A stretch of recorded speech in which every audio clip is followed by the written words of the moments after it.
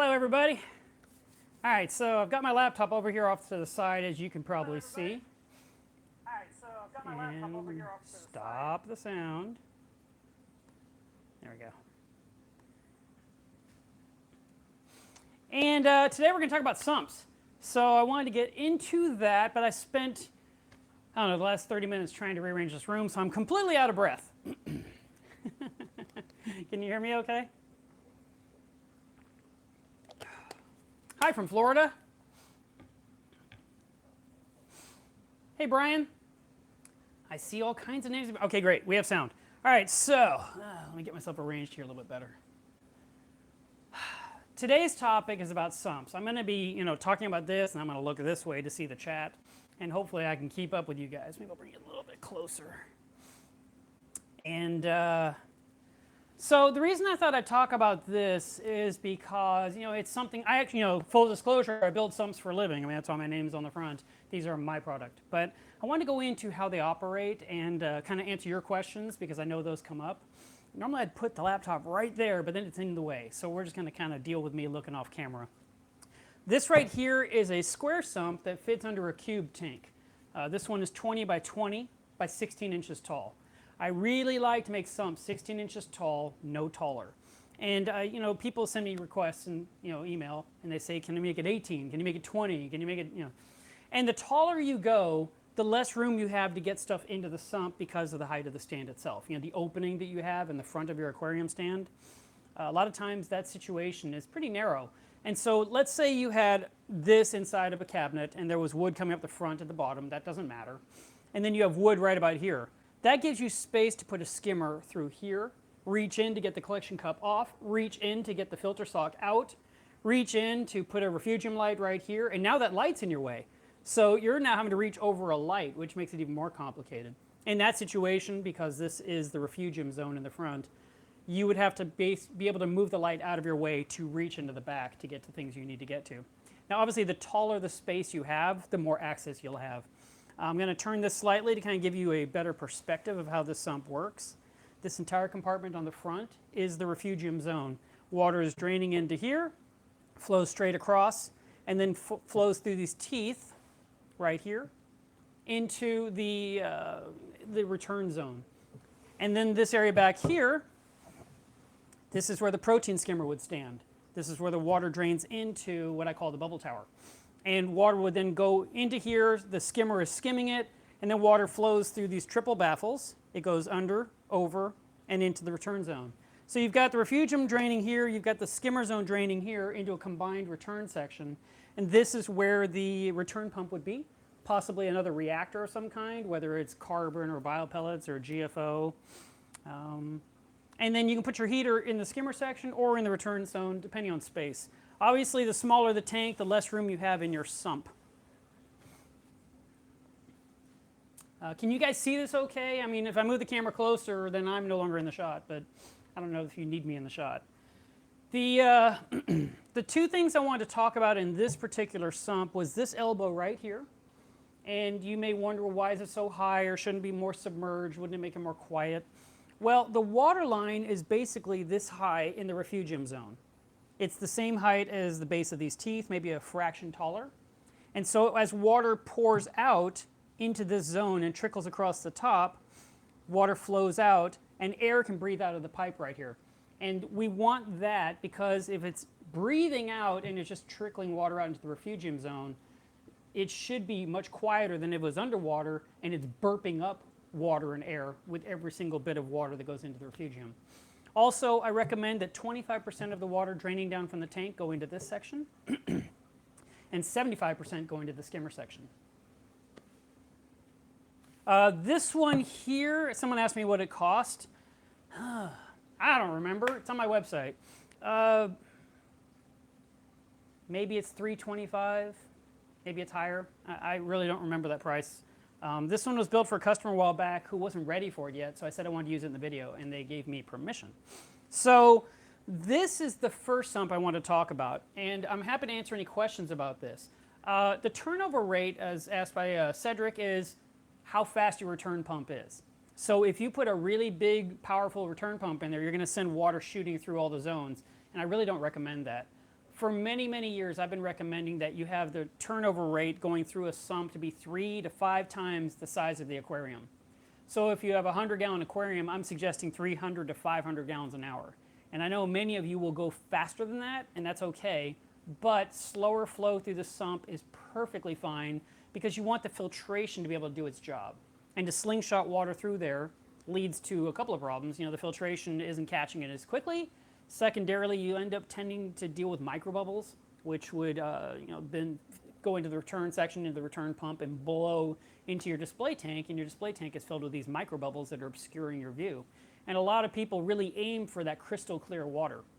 Now, one of the solutions people have done with sumps they already own is that they use a filter sock, or they use mesh. They use things to stop the air bubbles where they start. In this sump here with the bubble tower, and the water flows straight into here, this you can fill up with rock rubble. You can fill it up with whatever you like, something in there to be an obstacle. And then as the water flows in here, this right here is the water line again. So what happens is this pipe is actually about 1/2 inch under the water. And as it hits all this rock and stuff, what ends up coming out is the bottom is coming out essentially bubble free. Most of it just boiled in the tower. And so it keeps, stopping the bubbles in the first place, stops the bubbles from getting to the return zone. The other, if you're going this route, you never have to deal with filter socks. If you want to use a filter sock, then you have to change it every 3 days for the rest of your tank's life. And that's kind of a beating for me. I already don't like cleaning that much. I definitely don't want to clean socks all the time. But if you are a sock person and you love cleaning socks, then I recommend you get a diaper pail and you put in your sock, and then in 3 days you take out the dirty one and you put in the clean one, and you throw it in the diaper pail. And once the pail is full, wash all those socks at once. I would suggest that you put the socks in a hot wash cycle, no soap. If you want to put in a touch of bleach, you could. If you want to use vinegar, you could. But you need to rinse all of that out. I was just talking with someone recently this week, and he was telling me how he was having problems in his tank, and I was guessing what the problem was. And I'm kind of thinking something's going on with his socks, that they're not getting fully rinsed after he's done washing them, and it may be causing problems in the tank. But I don't know if that was the actual fact or not. Instead, I just said stop using any kind of vinegar, any kind of cleaning solution. Just use hot water, and that'll be it. So if you're going to do that, then have enough socks for like a month. Like if you are going to do it every 3 days, you need 10 socks. If your tank uses 2 socks, if your sump uses 2 socks, you would need 20, and that way you can wash a batch of them. The height in the skimmer section in my sumps is typically 9 inches, unless the customer asks for it to be lower. And I base that on the fact that many skimmers operate well in 9 inches of water. If the skimmer has to operate in 4 or 5 inches of water, you would put a skimmer stand down here and set the skimmer on top of the stand, lifting the skimmer up a little bit so it's at the proper depth. I don't do the adjustable baffles thing. I just, I glue stuff once and forever. That way you don't have to ever worry about it, and you don't have to deal with any kind of issues down the road. So that is one example of a sump that has a refugium in it. Now, I would like to, thank you, Andrew. Yeah, that's correct. Okay, someone asked about debris. That's fine. You will get some detritus in your sump, but you can just clean it out occasionally. In my own giant sump, which I'm going to take the camera over there and show you both of my sumps that are actively running right now. But I just want to, so you'll see the detritus. It builds up in there, and then you just siphon it out from time to time. You can siphon it out with like the EXT 800 pump that I recommend, or you can use a shop vac during a water change, and you pump out a lot of water out of your sump. You can then take a shop vac to get the last inch of water and all the detritus and kind of get it back to nice and clean. I understand the desire to have a clean sump, but it's not essential to running a reef tank. This is the filtration area. In this area here, because you're sending 25% of your water from the display tank, the raw tank water, fish food's going to go down this drain, fish poop is going to go down this drain, and it's going to feed the refugium. It's going to feed the pods. You're not going to have to put fish food in the refugium zone at all because you're feeding it 24 hours a day with whatever comes down the drain pipe, literally. Okay, I've got another sump to show you. Hopefully my wire is long enough. I'm going to move this one out of the way. So that was a sump with a refugium. This is a sump that does not have a refugium. And you'll see there's a big bulkhead on the side here. So in this sump, hang on a second, just one sec. I need to catch up with you guys.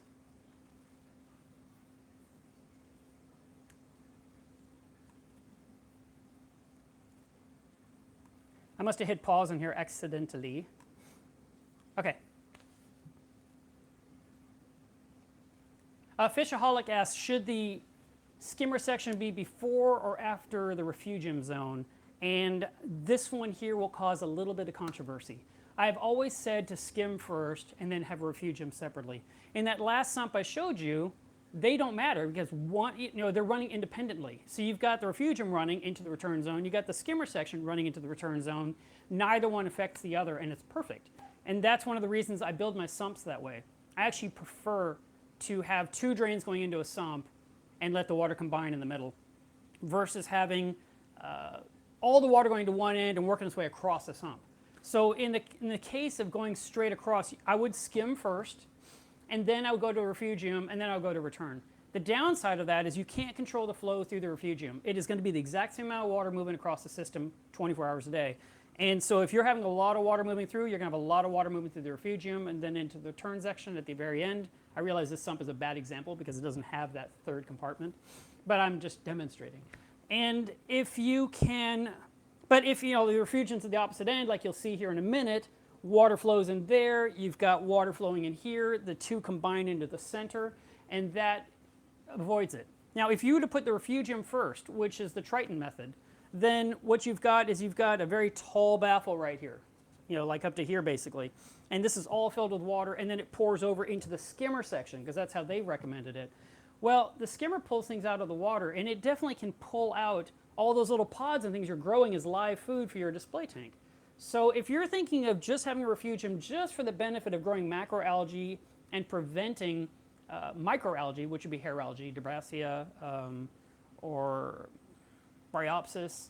These are a couple algae we don't want in our tank, and so we grow plants in the refugium, and you don't care about the pods being food for your aquarium, then yeah, you can put the skimmer section next. But I prefer not to skim the water of what's coming out of the refugium.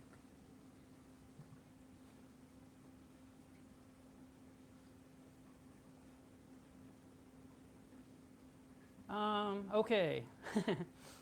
Let's see. All right, so let me talk about this one. There's a lot of questions that aren't really pertaining to this topic. I'll come back to you guys, I hope. In this sump right here, my camera is still way behind. I got to catch up with you guys so I can see what you're seeing. Weird. Maybe I have to go to the very end of the progress bar. Okay, yeah. All right. So here we've got a sump that has a skimmer section and has a return section, and that's it. There's no refugium. And this is actually a pretty big skimmer section. You can put a large skimmer here. I made this one for a project I'm working on, and that's why there's a big bulkhead sticking out of the side of the skimmer section, because normally you wouldn't have that situation. You would have the water just drain into here, go through the bubble tower into the skimmer section, then it travels over, under, over into the return zone, and this is where your return pump is. You can have reactors here, you can have the heater here. The reason I have a giant bulkhead over here is because I'm hooking up another box right here in the front, and water will drain into that through filter socks and then go through here, and I'm not even using this for my demonstration. But I thought once I'm done with my project, I can always just cover this, just seal it permanently shut, and it's a perfectly good sump that someone could buy and save some money, because it'll be slightly used because I used it. Other than that, it's pretty straightforward. I don't think you're going to see anything different looking on the backside other than seeing the bubble tower a little bit better. Now, the way to get rubble into the bubble tower is simply to remove the bulkhead. You would just unscrew the nut, lift this out, put the rock in carefully. And what I usually tell people to do is turn the sump on its back and then push the rock in and get it filled up, and then stand it up and kind of get the rock to settle. And the reason I say that rather than just dropping rock in is I would not drop rock on acrylic because you could risk cracking your sump.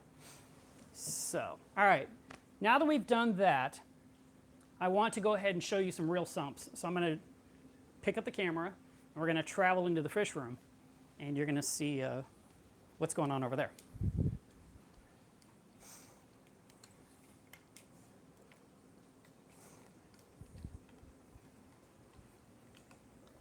All these cords. All right.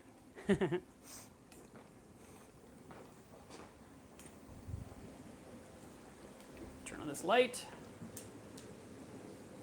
And you can see the tank that I just demonstrated to you guys recently that's Mahano free now. The lights haven't turned on in this tank yet. Let me get this tripod set up.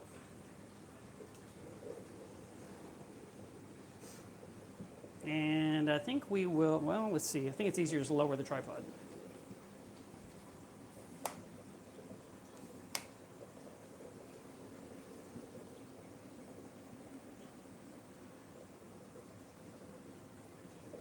I'm hoping we won't have too much trouble here being in the fish room. You'll have to let me know what happens, if it'll catch up.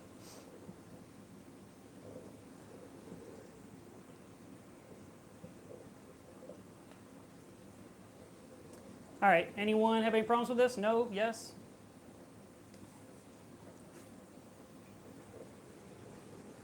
Hello, Chicago. All right, so here is a sump that's in operation right now. And I still want to get you a little bit lower and a little bit closer, maybe. This. All good? Great.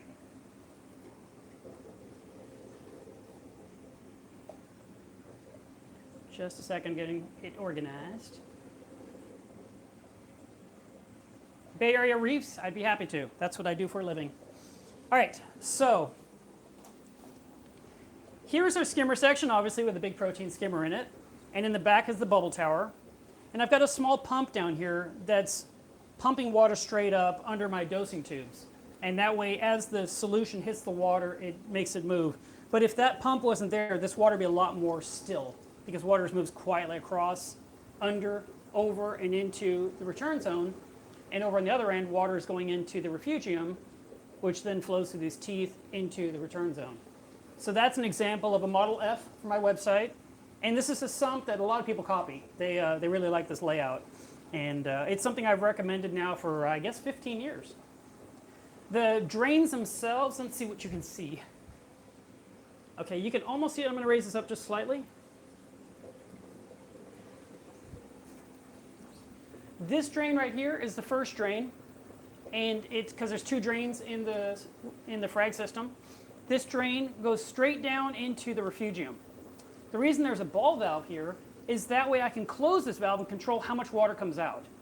As I close it, the rest of the water is diverted through this pipe straight across, goes behind, and into the skimmer section.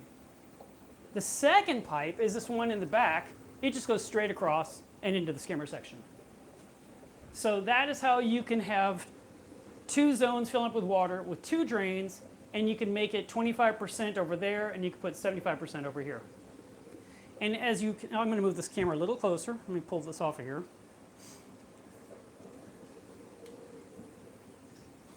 I don't know how great this live stream is, but you can see that the return zone has no bubbles in it, essentially. I mean, I see a couple on the left there.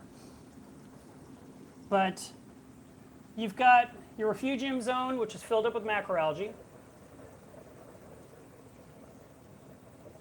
And then you've got your skimmer section, which you can see. This, you saw this in the demonstration. Oh, look, here. You can watch the bubble tower in action. So water's pouring in with bubbles. And then it's coming out mostly bubble-free out the bottom. So there's a little bit coming through, but not much. And definitely, it's not causing tons of bubbles in this section. And that's why the return pump, which is the Vectra M1, can just suck in nice clear water, which then pumps into the display tank, and you don't see bubbles everywhere. All right?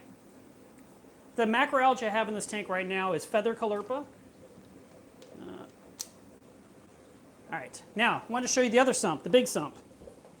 This is now the one you've just been looking at. There's no gate valves. The drain system is just Durso standpipes. And there's some sound, but I don't find it to be distracting or anything like that.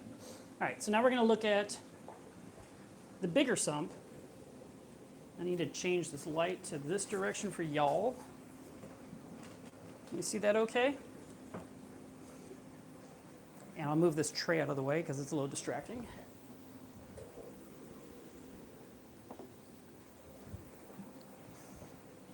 Okay, so this sump that you're looking at now from end to end is 58 inches. And then front to back, it's 31 and a half. And it's 16 inches tall. Skimmer section, return zone in this area here. And on the back, behind that black foam, that is the refugium. And I've got the black foam back there, which is really cheap stuff. The foam keeps the light out of the equipment section, so I don't have algae growing in my skimmer. I don't have algae growing in my reactors. So I'm going to get a little closer over here. Now, this is a sump I built way back in 2010. So it's been around now 8 years.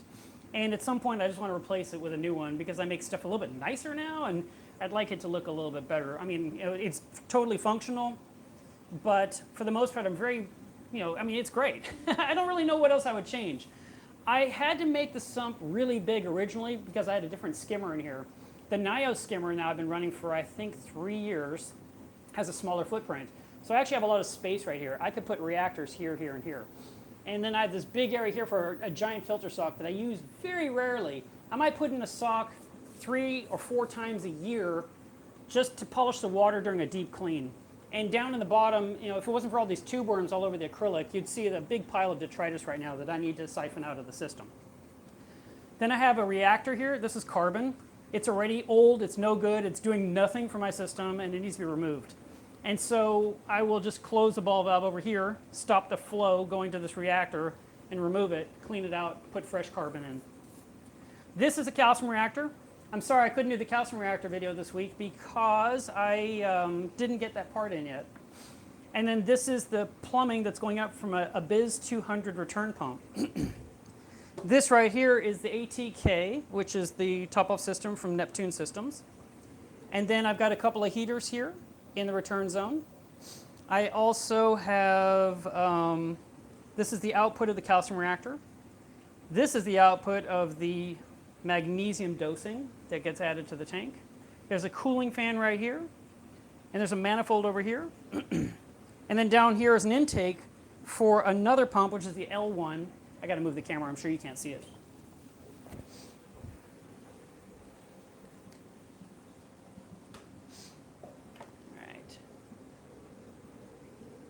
So you can see the L1 right there, and that pumps into the manifold, feeding the multiple reactors. And it also feeds plumbing up and across into the anemone cube through the wall. Jason asked if there's any problems with the ATK. Yes, it drove me crazy the first 2 weeks, but now it's working perfectly. So I just had to learn how to set it up, and I'm going to actually do a video about that one because I feel like maybe I can help some people avoid a little bit of the headache that I dealt with. I couldn't read that. The message went way too fast. Sorry, I'm not near my laptop. Yes, you can see the drain pipes from the tank. So that will be over here.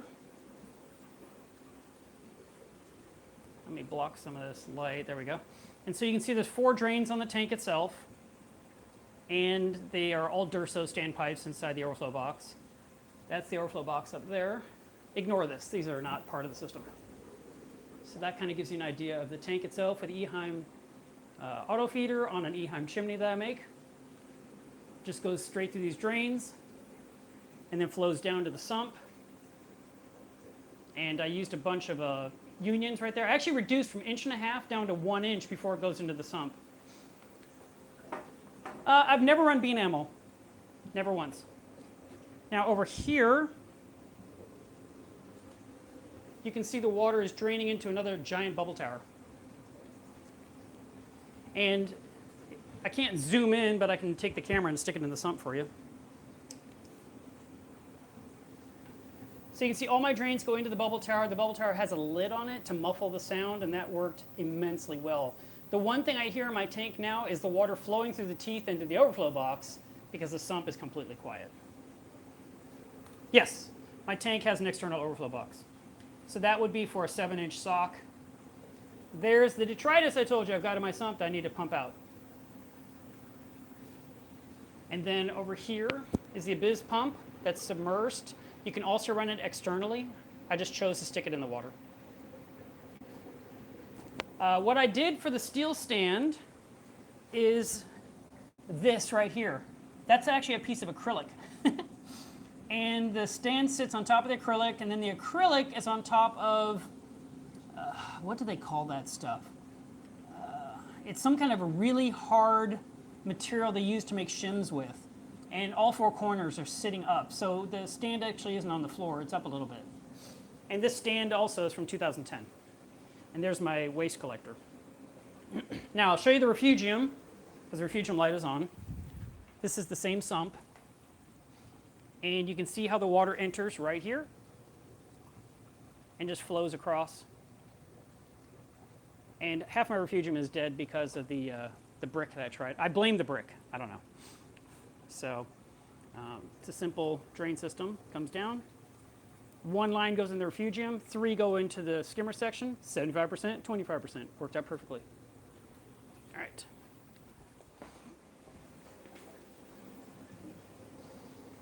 What else can I answer for you guys? That sounds like a great size sump, Sam. It's around 250 gallons, right? You can do a remote refugium, and if you did that, you could actually set it up where it's a display, where people could actually see it, and like a planted tank, basically. All right.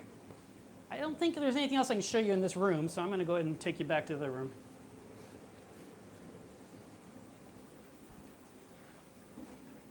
I was not successful with the brick. It didn't work for me. I was really hoping it would, but it didn't. So let me reset up this thing.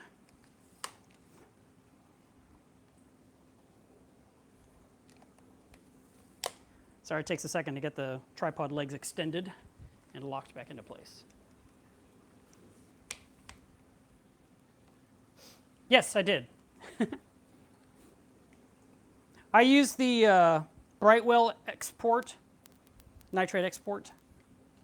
So we're going to do this. Stick this right here, I guess. I'll come in the front. And I'll move my laptop here where I can see your questions. Maybe I'll be in the shot. I can see the quality is not so great. I guess it's me bouncing around on the Wi-Fi signal here. If you want to do a mangrove tank, you could. And that could be pretty cool. You get the root system. You could see little things crawling around in there. Essentially, mangroves are ideal for breeding fish where the babies are protected by the roots. But in our reef tanks, that's usually not the situation. You put the babies separately. Wow, this quality looks terrible. I hope it's going to clean up. We'll see.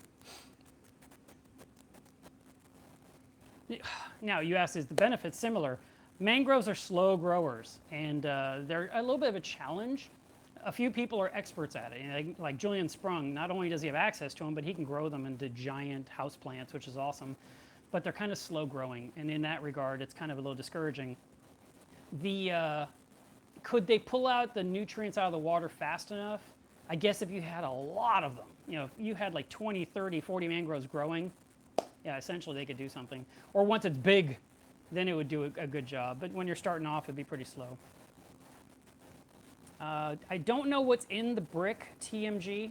I tried it out. There's some things in it. I believe there's some wood in it, actually, in the core. It has different ingredients, but it didn't work out for me. I started dosing vodka about a week ago. So I'm going to go back to that to remove my nitrate. Okay, I don't know. There was someone here who asked way earlier about a flame angel. I don't know if you're still here in the live chat or if you gave up because I didn't answer your question. But if you're still here, flame angels are 50-50. You will either have success and your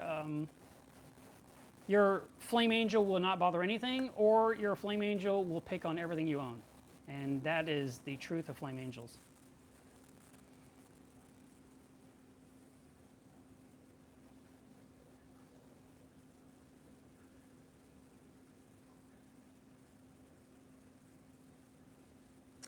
I'm reading something from Stephen Smith, but it's not making sense to me. I must be missing part of the conversation.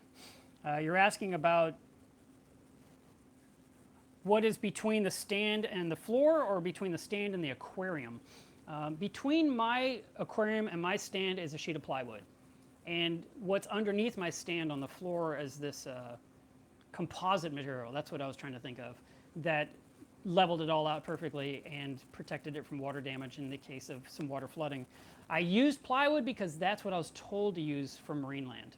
If they had said use foam, I would have used foam. I don't just do whatever I want. I ask questions from the manufacturer that makes the tank to get their best recommendation.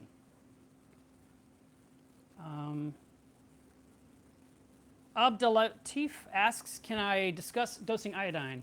I did a dosing video a few weeks ago, and I talked about iodine. And basically, you're looking at 1 drop of iodine, like Lugol solution, per 50 gallons of water once a week.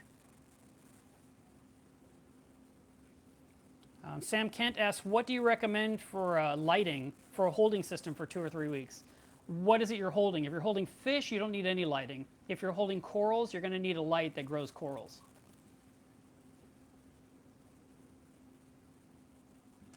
Anthony asks, what will cause Cheeto to not grow? My nitrates are 60 or 80. My phosphate is low.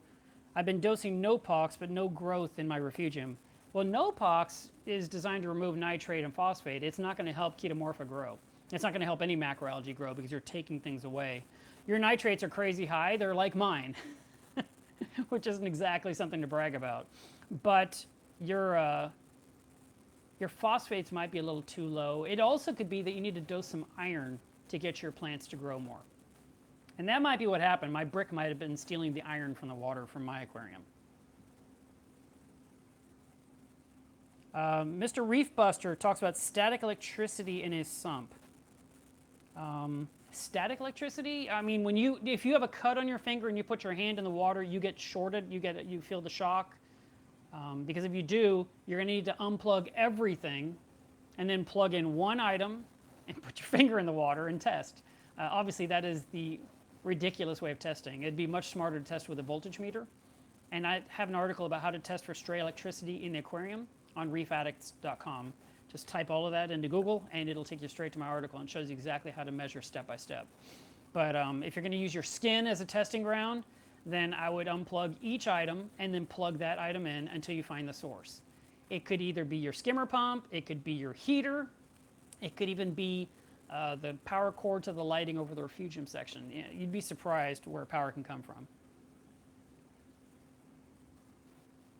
All right, I'm going to scroll way up because I know I skipped some stuff in the beginning here too.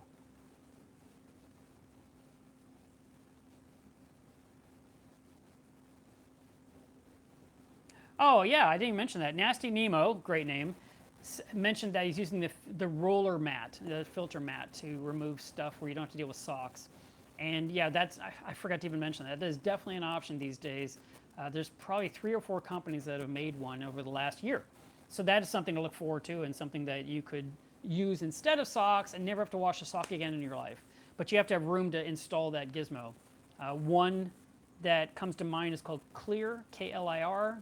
And that one is designed to actually fit in a filter sock holder, but you have to work around, you have to set it up a certain way to make it run.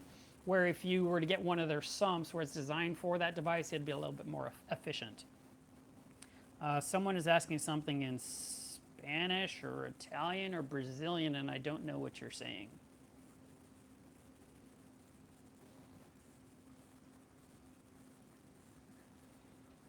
Okay, I answered that already. Someone says they're going to be moving multiple times. Luke said, I'm going to be moving multiple times over the next 5 years. When would be the best time to set up a tank? I want to get the experience before I set up a huge tank. I already have a 180 gallon from the past. Yeah, I already own a 180 gallon. Since you're moving a lot, I'd stick to a nano system. One of those all-in-one cubes that has, 18 to 30 gallons of water in it, somewhere in that size zone, would probably make you pretty happy. Smaller tanks are a little more challenging because water quality can go downhill really fast. So the bigger the tank, the more stable your water tends to be. But since you're moving so much and you have to keep picking up all your goodies and moving to a new location, I'd stay to something really small.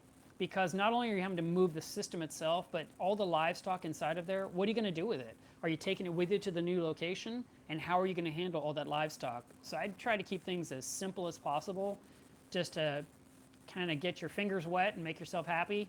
But I wouldn't want to set up something elaborate that you're going to have to tear down, and then, you know, what are you going to do? Take all the livestock to the local fish store and at your new location buy all new livestock from scratch? Odds are you're going to be attached to that livestock. You're going to want to keep it. And so now you got to bag it, or you got to put in coolers, you got to maintain it, keep it alive, or you're moving the equipment and the tank itself. And then you got to reacclimate, and you got to deal with the sandstorm that comes from, you know, moving a tank. So, you know, I try to keep it as simple as possible.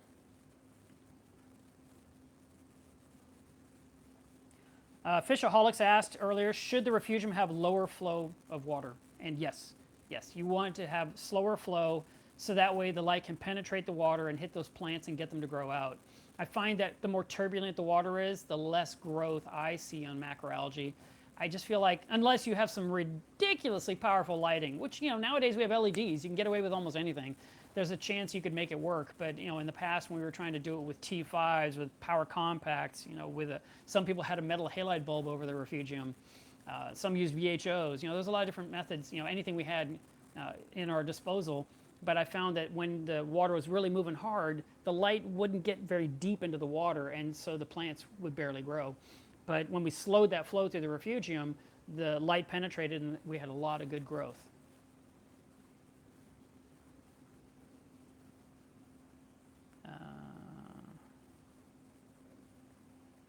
Fun with reefing, my schedule is 2 p.m., but I was still setting up the equipment for this video. That's why I was slow.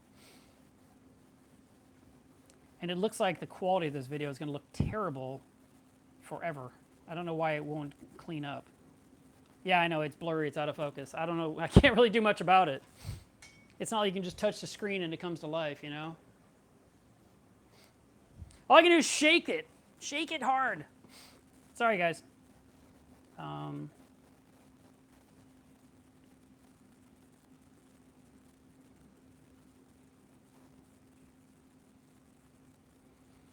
Oh, someone says, why are heaters in the return zone if the pumps run dry?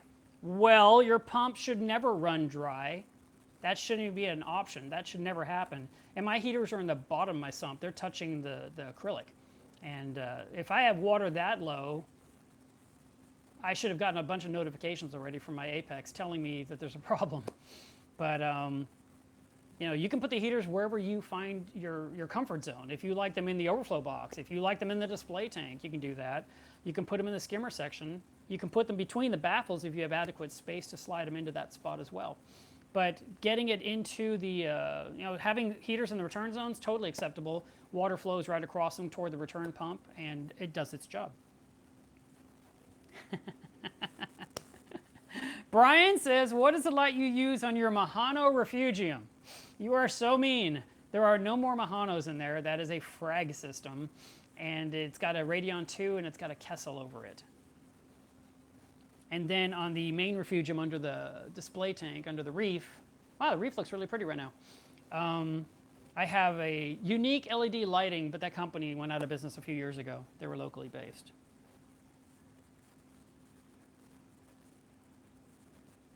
All right, let's see.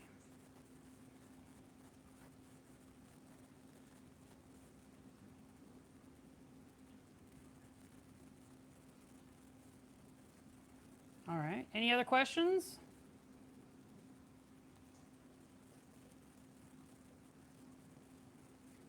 Miguel apparently doesn't like this stream very much.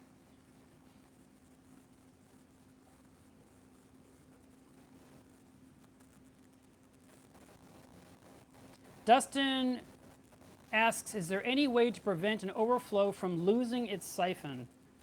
Your tank should not be draining via siphon. It should be draining via an overflow box. Now, if you're using an external, a hang-on back overflow box that uses a U-tube to siphon water over from here to here, if that's the siphon you're talking about, that's why you have to watch those so closely. And I ran a tank like that for a couple of years, so I get it. Every single day, I would look at the U-tube and make sure it was full of water. And if there was any days where it was a little bit, more air in it and less water, and I knew the flow was slowing down in that overflow box system, I replaced it. I just took the tube out, reprimed it, and got it full of water again. You need a certain amount of gallons per hour shooting through that tube to keep flushing the air through the U-tube. But if you're just talking about siphoning water out of the display tank and then hooking up a pump and trying to pump up water at the right speed, that is a horrible, horrible plan, and it will not run like that long term. You will constantly be tweaking it trying to keep it up.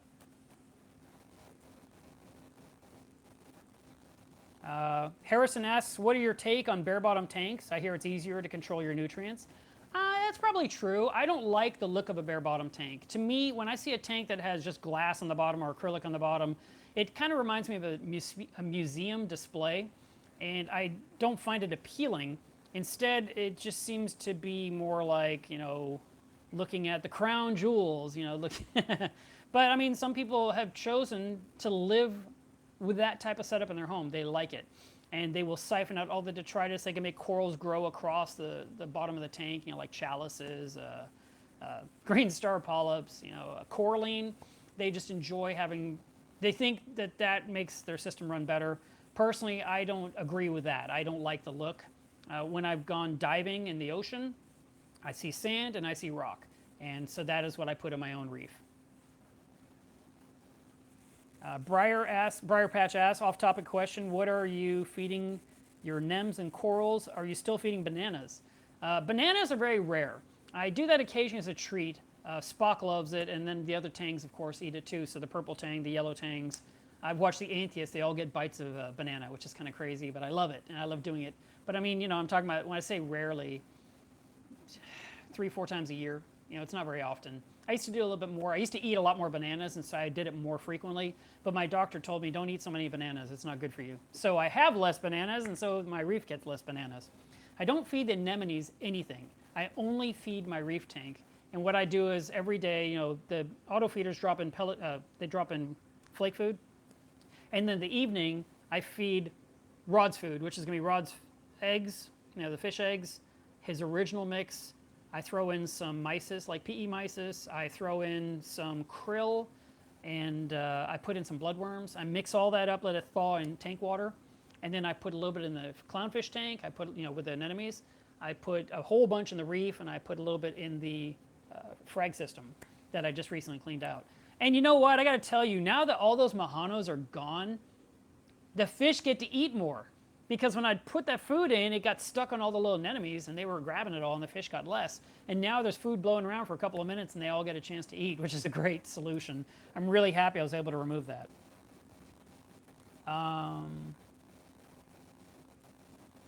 Would you use a sponge filter for a quarantine tank? Yeah, you can definitely do that. And what some hobbyists like to do is keep the sponge floating in their main sump, their main reef.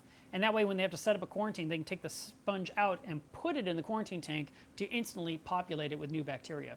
So that is one method. And then there are sponge filters where an air stone goes through the middle and it's drawing water through the sponge, and it's something you can remove and rinse out and then put back in during the quarantine period.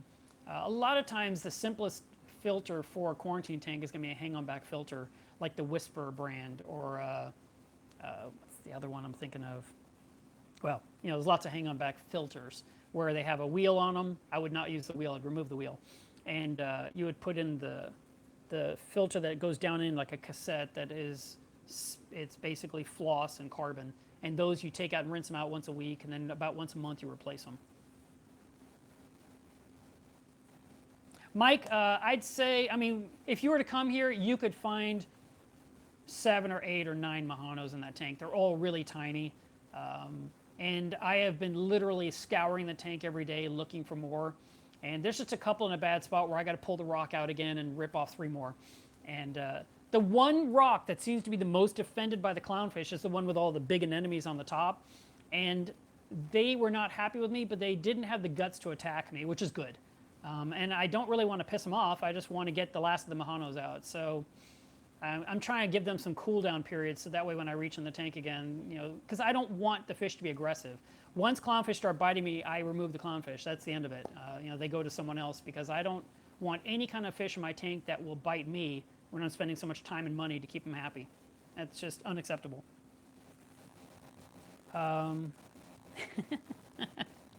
Somebody says, who's got the dancing banana man gif? That's funny. Penguin, thank you. The penguin biowheel. Yeah, see, the biowheel itself it converts ammonia into nitrate, so it actually makes nitrate. So I don't really recommend the wheel being run on your quarantine. But you know what? Maybe it doesn't matter. You know, maybe you can just run it. For me, I would just remove the wheel and just let the water trickle into the tank quietly.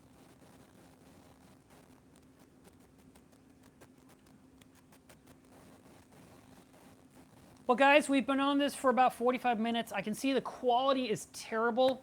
You know, I would have liked to have taken you with the stream and just shown you the reef tank next, but I'm just going to end this now because I know what it looks like. I can see it on my screen. I hope that the beginning half of this stream was looking better and cleaner. It's probably something to do with getting away, you know, getting near all the fish tank equipment with the with the camera. And I apologize for that. You know, I was kind of hoping we'd have a nice strong signal, but apparently it wasn't as good as I'd hoped. So what else do I have that's news for you? Have you heard of Aquashella? It's an event happening in Chicago next month. I think it's August 18th and 19th. And it's going to be a show for saltwater people, for freshwater people, and there's going to be a lot of art on display.